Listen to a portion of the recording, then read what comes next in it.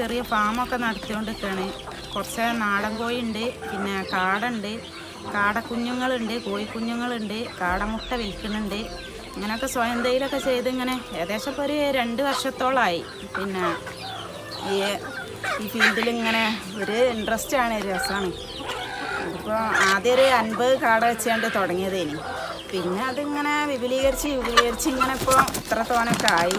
ഇപ്പം കുഞ്ഞുങ്ങളെ വിരിയിച്ച് കൊടുക്കും, പിന്നെ കുഞ്ഞുങ്ങളെ കൊടുക്കും, പിന്നെ അതേപോലെ മുട്ട വിൽപ്പനയും എല്ലാം ഉണ്ട്. അന്ന് മുതലേ പിന്നെ എനിക്കൊരു പിന്തുണ ആയിട്ട് എൻ്റെ കൂടെ അന്നും ഇന്നും സെൽവാത്തയാണ് അന്നും ഇന്നും എൻ്റെ കൂടെ നിൽക്കുന്നത്. പിന്നെ ഒരുപാട് ആനുകൂല്യങ്ങൾ സെൽവാത്തിൻ്റെ കെയർ ഓഫിൽ എനിക്ക് കിട്ടിയിട്ടുണ്ട്. പിന്നെ കൃഷിഭവനിന്ന് ആനുകൂല്യങ്ങൾ കിട്ടിയിട്ടുണ്ട്. അതിന് സെൽവാത്ത അതിൻ്റെ ബാക്കിൽ നടന്ന് അത് ശരിയാക്കി തന്നിട്ടുണ്ട്. അതുപോലെ പീപ്പിൾ ഫൗണ്ടേഷൻ്റെ പൈസ കിട്ടിയിട്ടുണ്ട്.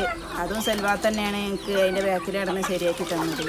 പിന്നെ ഈ കാടമുട്ട വിൽക്കാനൊക്കെ സെൽവാത്ത നല്ലൊരു പോസ്റ്ററൊക്കെ ഉണ്ടാക്കി തന്ന് അത് പഞ്ചായത്തിൻ്റെ ഗ്രൂപ്പിലൊക്കെ വിട്ട്, അപ്പോൾ ഒരുപാട് ആളുകൾ മുട്ടക്ക് ആവശ്യക്കാർ വന്ന്, അങ്ങനെ ഒരുപാട് ഉപകാരങ്ങളും സഹായങ്ങളും സെൽവാത്തിനെ കൊണ്ട് കിട്ടിയിട്ടുണ്ട്. അതുകൊണ്ട് ഒരു മറക്കാൻ കഴിയാത്തൊരു വ്യക്തി തന്നെയാണ് സെൽവാത്ത എന്ന്.